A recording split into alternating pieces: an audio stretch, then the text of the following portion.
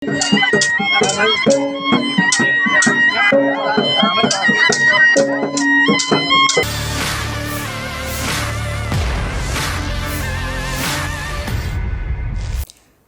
asal Pangkep, Sulawesi Selatan meninggal dunia setelah tertusuk senjata tajam saat acara adat Mangaru di Desa Malise, Kabupaten Pangkep, Sulawesi Selatan.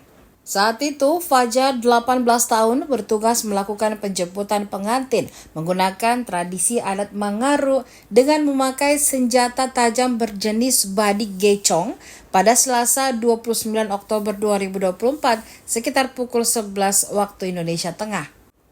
Setelah Fajar menusukkan ujung badik ke dada kiri sebagai bagian dari Mangaru, tiba-tiba saja tubuh Fajar terlihat oleng hingga jatuh tak sadarkan diri. Badik gecong sendiri merupakan senjata khas Bugis Makassar yang dikenal dengan kekuatan dan ketajamannya. Dipercaya bahwa badik gecong yang digunakan Fajar dalam acara adat Mangaru adalah badik keramat yang bertuah.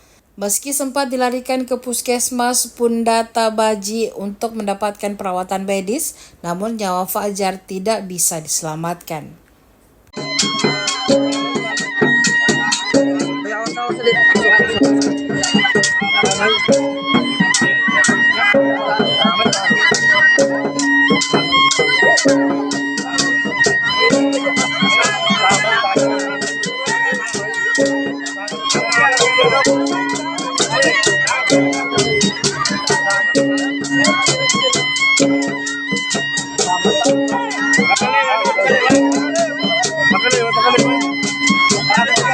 Download Tribun X sekarang, menghadirkan lokal menjadi Indonesia.